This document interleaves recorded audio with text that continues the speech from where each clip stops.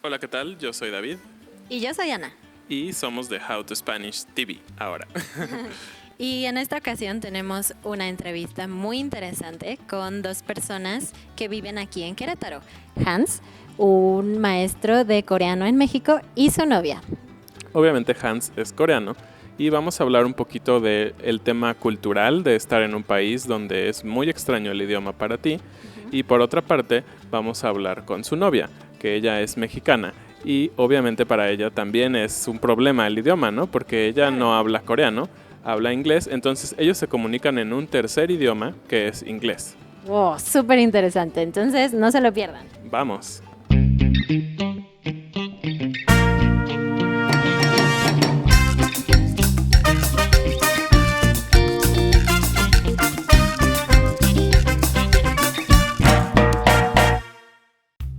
Bueno, pues estamos aquí con Hans y le voy a pedir que él hable un poquito en español primero y después vamos a hacerle unas preguntas en inglés.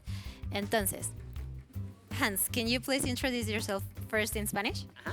Hola, mucho gusto, soy Hans, and yo maestro coreano en aquí, and yo hablo poquito español, and me gusta mucho aquí, ¿sí? ¿Te gustan los tacos? ¿Cómo se dice? Sí, muy, me gusta mucho, like, especially bistec, mi favorito. Not suadero. Suadero también, for sure. Okay, awesome. So I have a couple of questions because it's very interesting to know you, to meet you, because you are a person who speaks three languages so far, right? So you speak Korean, of course, you speak a little bit of English. I mean, you speak a lot of English and a little bit of Spanish. So that's really interesting because some of you want to come to Mexico. And for example, with Hans, he doesn't speak a lot of Spanish and still he lives here and he makes a living here. He teaches Korean, actually, he's my teacher. So I have a couple of questions for him. First of all, what was it like for you to live in different countries, especially in countries that don't speak your native language?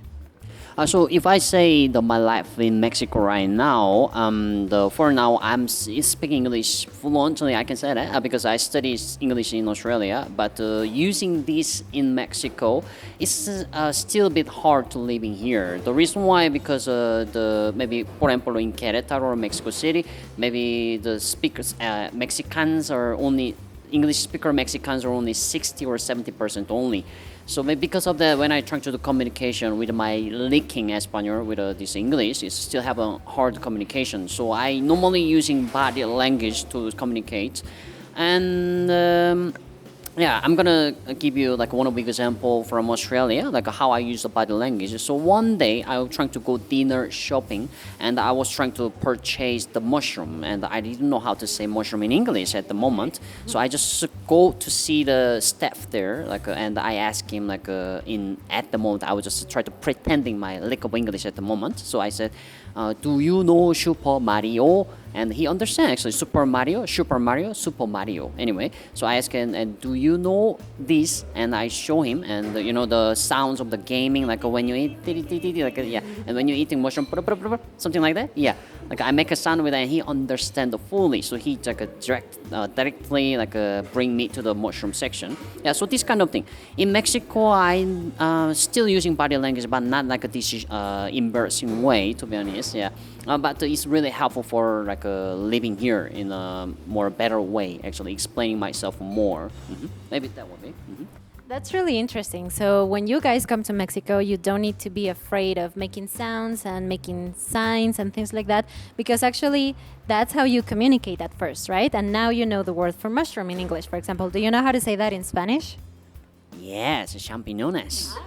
Very good. Awesome. Okay, so I have another question. Have you experienced any kind of cultural shock when you lived both in Australia and here in Mexico? Yeah, from Australia, I want to talk about the Christmas because Christmas is coming, and I want to ask you, in Christmas in Mexico, what you normally eat? Romeritos and sometimes turkey, but it's like very salty, things like that. So in Australia, normally you guys eat turkey with a strawberry sauce. Did you ever try? No, that sounds weird. Yeah, but it's pretty was awesome. That was a culture shock to me because a sweet thing with a meat, not really good combination. It was a pretty similar as a Mexico. You guys eat fruit with como te llama, chile or the como se dice your favorite? The tahin. Tahin, yeah, that was a culture shock as well anyway. And another culture shock in Mexico is maybe ahorita culture. Ahorita, I just realized ahorita has 3 different meaning. But something about like a short period gonna happen, or maybe long term period later happen, or maybe never gonna happen. Yeah. So this kind of ahorita culture is as a Korean really hard to understand. Yeah. Maybe these things. Actually, we have an episode of our podcast talking about ahorita and tantito, so we will leave the descriptions below and make sure you watch those.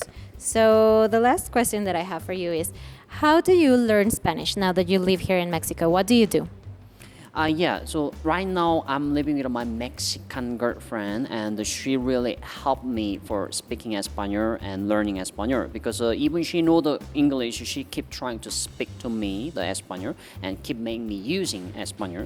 So that's really helpful actually. So compare with if you're learning foreign language in your own country or from the even foreigner teacher, but the best way to learning English, I guess, you have to go to the foreign country and learning there, using it and using body language and everything, like everything what you got, try to use it. And my girlfriend helping me for this processing actually. So that's how I'm learning here. Very interesting. So the last thing, what would you recommend to people who don't really speak Spanish but really want to live here? Do you think that's possible? How are we Mexicans? Are we welcoming? Are we like, I don't know, like mean to foreigners or not? Mexico is an amazing country actually. So well, if you don't speak any Espanol or maybe not even English at all, but it will be great experience for you. But to be honest, for living here, beginning will be struggle. But I would recommend you because Mexican people are kind and nice. But just be aware the guasons, they're mean. Yeah, like they said, Asians are small eyes, something like that. Anyway, yeah. So like Mexico will be good start if you like wanna living in the Espanol, like using Spanish, like a country for using Spanish. Mexico will be great start actually. Okay, so thank you so much for this. Gracias. And I'll talk to you later. Bueno, y ahora puedo hablar en español. Bueno, estoy aquí con Josseline y ella es la novia de Hans, entonces tengo algunas preguntas también para ella, porque finalmente estar en una relación intercultural puede ser difícil, interesante, no sé, porque mi esposo es mexicano, entonces nunca tuve esa experiencia, pero tú sí, entonces quiero preguntarte, ¿qué se siente estar todo el tiempo con alguien que no habla tu idioma nativo? Bueno, ¿tú hablas inglés?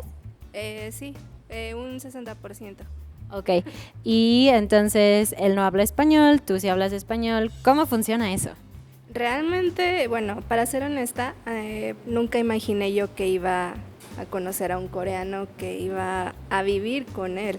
Pero es un poco difícil al principio porque en ocasiones no entiende muchas palabras todavía en español, pero por ejemplo, si vamos a comer a algún lugar, él intenta pedir las cosas en español, entonces yo como le ayudo de alguna manera si veo que a él se le dificulta, pero lo dejo a él que él solo empiece a como experimentar y a tratar de hablar más en español y a entender más. Yo, por ejemplo, no hablo mucho el inglés o algunas cosas todavía no las entiendo, pero él me ayuda mucho, me ayuda muchísimo. De tanto él como yo estamos aprendiendo, yo más el inglés y él más en español. Coreano no sé nada, ¿no? Solo año haseyo, sarangue. Y me gusta mucho, sí, es difícil pero a la misma vez divertido porque aprendes mucho. Y bueno, cuando estamos muy emocionados o enojados o tristes, es mucho más normal pensar o hablar en tu idioma nativo, ¿no? Porque es natural.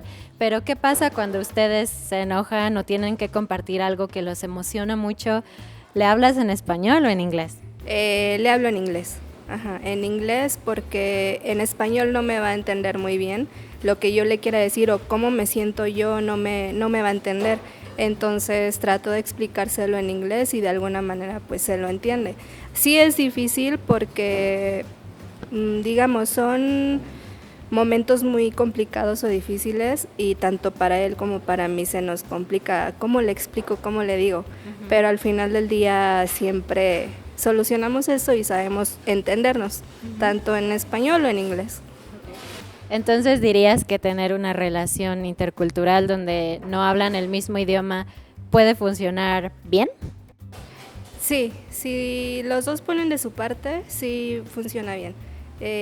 Lo importante aquí es tener como el respeto y la confianza en ti mismo para que puedas tener una buena relación, porque sí es otra cultura diferente, pero prácticamente es tener una relación con otra persona. Si es mexicano, igual que tú, o sea, siempre va a haber problemas, discusiones, es lo mismo de una pareja, pero aprendes a sobrellevar todo eso. Ok, ¿algo más que quieras decir? ¿No? Ok. Bueno amigos, pues ya saben, esta fue una entrevista muy interesante, espero que les dé ánimos de seguir aprendiendo español, de venir a México aunque su español no sea muy bueno, no importa, como pueden ver, y también que se animen a encontrar una novia o novio mexicano. Nos vemos, adiós.